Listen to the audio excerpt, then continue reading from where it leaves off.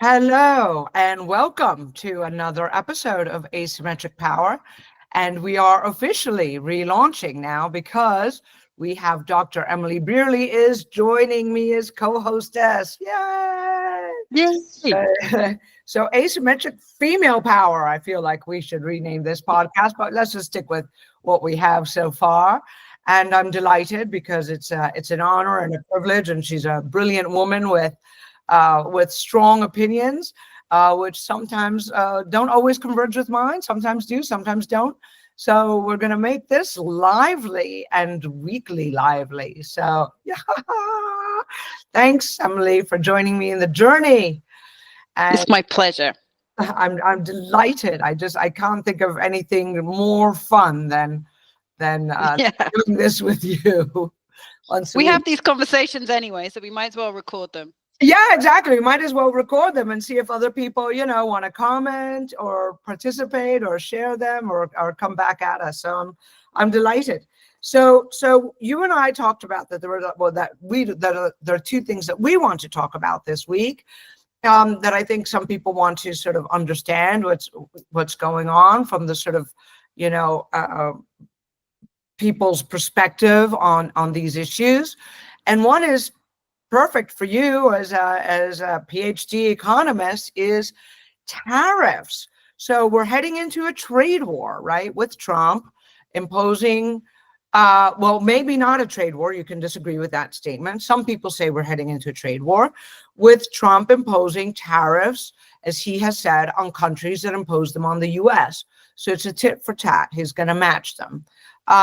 We are definitely in a sort of trade war with China. I mean, that is high and visibly and overtly on the Trump agenda. So what does this mean for the average person, whether in the United States or Europe or Africa? Is like their life going to get more expensive? Is this going to trigger inflation in the United States, the world's biggest economy, or not? So the short answer is we don't know yet. But the answer I should give you as a proper neoclassical economist is this is terrible because trade is always good. Tariffs are bad. It distorts the market. Free trade, rah, rah, rah. However, you and I know that especially over the last, couple of decades, working class jobs have been eroded. The manufacturing and industrial base has been eroded. And this was all because of free trade. Now, again, with my classical economist hat on, and I don't really wear that hat very often, to be honest, we would say, but trade is on aggregate good. Yes, some people suffer, but on aggregate, it's going to be great for all of us. The problem is that it's poor people who tend to suffer from when we only focus on free markets and free trade. So I am cautiously optimistic. That will shock many people to hear an economist say that about tariffs, because it's hammered into us that we should hate tariffs. But I think that yes, some things will get more expensive, but also this will encourage Americans to buy locally. Right. What things will get more expensive? What do you think? Like what? I mean, cars, electronic goods. I need to look at depends on the country. I know that Trump is whacking. He talks always about steel tariffs. That's his favorite type of tariff. But value chains are so complicated and convoluted. There are some things that America makes that you probably don't even know have components from other countries. And those are going to get more expensive. The issue is that, and I think we saw this during COVID, Vanessa, people realized that unfettered free trade could make us vulnerable. So it's not just about profit. Do we want China making all the socks and all the PPP masks? Do we want them making all the, Taiwan making all the computer chips? I think we're having a more nuanced conversation now. And this is not a right wing or a left wing thing. I think I was talking to you about the book that I rather like. It's by Rana Faruhak. It's called Homecoming.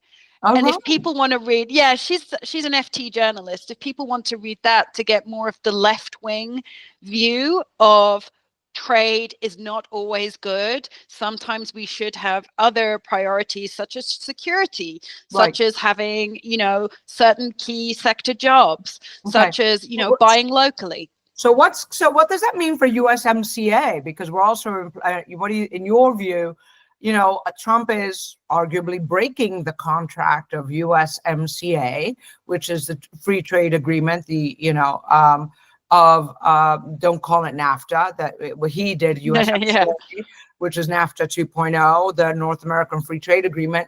So imposing tariffs on Mexico and Canada really goes against that, right? And it really does. them. And I mean, it breaks that deal, which is Trump's own deal, which he was very proud of. And it's going to hurt the Canadians quite a lot because they're very dependent on sales into the United States.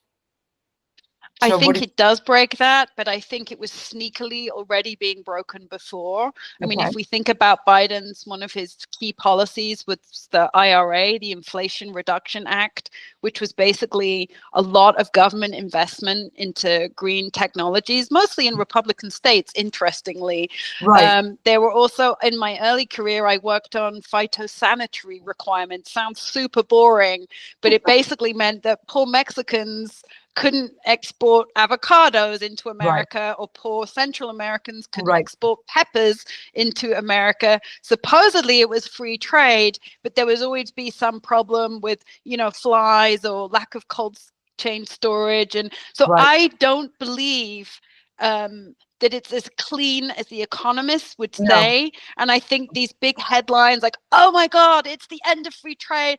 Oh my God, it's the end of, these agreements. I think it's always been messier. Right. What I do like about Trump is that it's honest, and you can see, oh, they're slapping a tariff. Right. We know exactly what's happening, as opposed to these non-tariff barriers is basically what I'm talking about, which have always been there. We used to have that also when I was a kid, right out of undergrad, out of Columbia University. I went to work in the as an intern at the Venezuelan embassy, and I was the kid who took notes in these congressional hearings about the importation of Venezuelan oil. And Jesse Helms was the chairman of the committee, and he said, "Well, we don't know. This oil could be dirty." We said, "Okay, well," but he wouldn't approve the money to test it. Right. A non-tariff trade barrier imposed by congressional purse strings, and as you say, sort of sanitary, or in this case, environmental requirements, right? So, yeah, always good, interesting. So, what did you think? Shall we talk about that J.D. Vance speech at the Munich conference? Let's talk about it because it dropped like a mic drop. Yeah, it was like a mic drop. And now, Germany is going through its elections, right? And actually, the election process in Germany is kind of a little bit echoing J.D. Vance's own comments at the Munich Security Conference just last week. So it's this week, actually. What am I talking about? I mean, it's just incredible that he said, that Germany and Europe is losing its way as a democracy because it's losing its democratic values. It's overly paternalistic system that lacks access to information for the citizenry, which is something I agree with. And that there's thou shalt not. And I know American big tech certainly thinks that. And all of these restrictions on what you can see or what you can find out about, whether even cigarettes and things like that, or vaping, and other things, which is supposed to be about your own health decisions. And then he said that the governments are not listening to the people, and that the people want less immigration, that immigration is a challenge for people. And then, you have the right wing, AfD, Alternative für Deutschland, which is the far-right German party, keeps growing and growing, as does Marine Le Pen's party in France. And, Austria is heading to the right because... Same in England. Look, Vanessa, being lectured on free speech by America bristles a European elite. Of course it does. Oh, totally. Because they feel morally superior. They do. But... And I've told you this, I used to read, as I thought, from left to right. So I would cover in terms of newspapers. I would read The Guardian, The Financial Times, and The Times, the London Times. I've had to expand that because these newspapers are not really reporting what the people, el pueblo, says. And I'm from the pueblo. Right. And I know that, from a very lefty working class upbringing, and there is a divide now between what the average Joe, the working classes think, and we see it in America, and I see it in England think. And I think that they were on X applauding what J.D. Vance said. They didn't take it as an insult. They took it that he was an ally in their ongoing push for, people are going to jail, Vanessa, for tweets. Right. Call them, I don't know, what do you call tweets now that it's X? I still call them tweets. But, well, you can't but call them that is a horrific reality that I believe we've slipped into like the boiling frog. Right. And it means that J.D. Vance has a moral high ground on this issue, much to the horror of European elites. Much to the horror of European leadership. But also, Linton Crosby, who's the big advisor to right-wing parties all over the world, really, wrote in today's Daily Telegraph that if the world doesn't discuss immigration, then you only leave it to the far right. That it is not a discussion that should just be hijacked by the far right. It is a little bit, as you were saying about the tariffs, a concern for people who view that their jobs are being lost, or their health systems overburdened. And if you refuse to discuss it, someone else will take that up and will take your place. And then we end up with the reason why I stopped reading The Guardian as religiously as I did, because they didn't listen to left-wing working class women when they said, hey, security is becoming more of a problem because we have lots of immigrants, lots of men, young men, who don't think that men and women are equal. They don't. I've spent most of my adult life living in the global South, and it's wonderful in many ways, but it also makes me love the West because we have incredible freedoms as women. We're so lucky. And if we don't protect them, we'll lose them. Yeah. And so there's always been this tension between, women's rights and then, loving. If you say in some spheres on the British left that you're against some immigration, it automatically brands you as a racist. And I just think that's a lack of nuance and reality. These elites don't live in areas where immigrants live. Right. You need to ask the people living in the areas. And actually, the recent immigrants, I'm an immigrant. I know a lot of fellow immigrants. Yeah. And they're the ones who most don't want immigration. It's the Indians, the Pakistanis who do not want more because it makes them look bad. Right. So I don't think of course there are racists everywhere, and there is a racist strand of immigration critique, but there's also a very logical strand, and that's just never aired. Well, and I think also that there's a very fair conversation to be had, right, about the, that when you move to a country, you need to accept that you're now part of that country and accept those rules, right? You gained U.S. citizenship, so you had to pass a test, most, right, and your Pledge of Allegiance, and your national anthem and all of that stuff. Yeah. But also, I mean, I remember my grandfather, who was a Czech Holocaust surviving by the skin of his teeth, Czech, when we had the Velvet Revolution in Czechoslovakia, Havel's first foreign minister, Dienstbier, came to our home in Caracas and said, we'll give you back all the properties that were taken by the Nazis and then the Soviets. And my grandfather crossed his arms and he said, I'm a Venezuelan.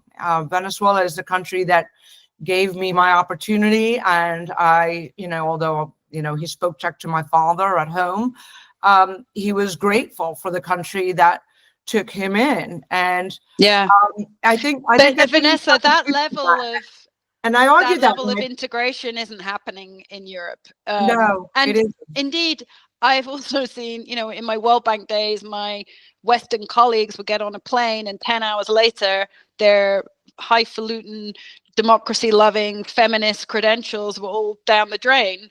when in the way that they would treat their female colleagues. So it can be lost really quickly, these democratic mores and these equality ideologies. I think it's great that we're talking about it. It's a shame that beyond the headlines of elites getting ruffled feathers, I think it's given hope to a lot of people in Europe that we can now have these conversations. And I'm seeing that a lot in, like, it's not the end of woke per se.